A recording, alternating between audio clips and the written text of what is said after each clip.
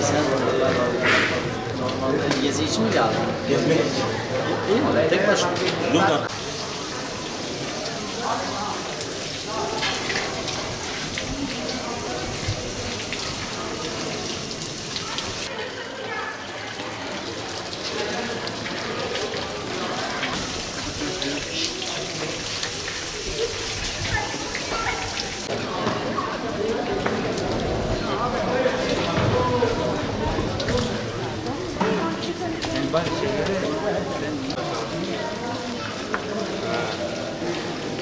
Nasıl anlamadım.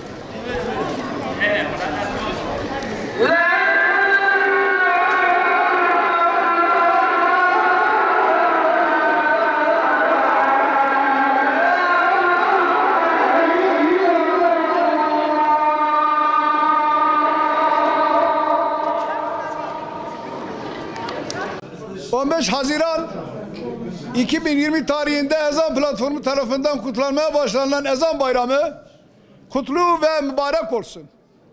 Amin.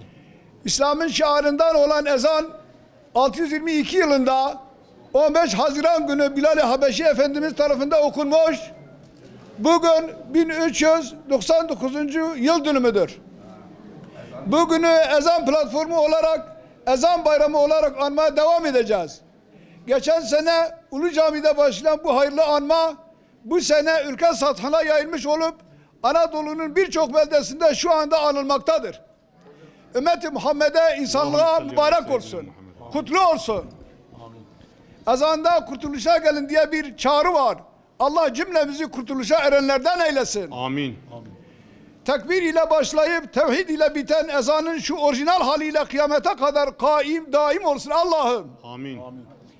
Mehmet Akif'in İstiklal Marşı'nda dediği gibi şu ezanlar ki şehadetleri dinin temeli, ebediyen yurdumun üstünde benim inlemeli.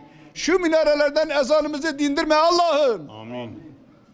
Bizi ezansız, ezanın sesinden, manasından ve ruhundan mahrum etme Allah'ım. Amin. 1932 yılında Türkçe okutulmaya başlatılan 18 yıl boyunca bu millete manevi bir eza çektiren kimselere amellerine göre muamele et. Amin. 1950 16 Haziran günü ezanın esaretten kurtulmasına vesile olan kimselerin de taksiratlarını hasanata çevir. Amin. Lütfuyla muamele et Allah'ım. Amin. Doğu Türkistan'da ezana ve cami cemaatine kısıtlama getiren Çin yöneticilerine iman nasip et. Amin. Çin halkının İslam ile müşerref olmasını kolay eyle Allah'ım. Amin. Ezan aşkıyla bir araya gelen şu Hazirun kullarını lütuf ve kereminle aff ve mağfiret eyle Allah'ım. Milletimizi, devletimizi ezanın ruhuyla barışık hale getir Allah'ım. Amin. Amin, amin ya Rabbel alemin. Asıldır.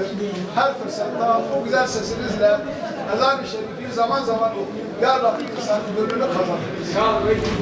Bu münasebetle ezan platformu olarak sizi tebrik ediyoruz. Sıhhat ve afiyet, dünya ve ahirette zaten halinize sağlıklar dileriz. Ezan platformu.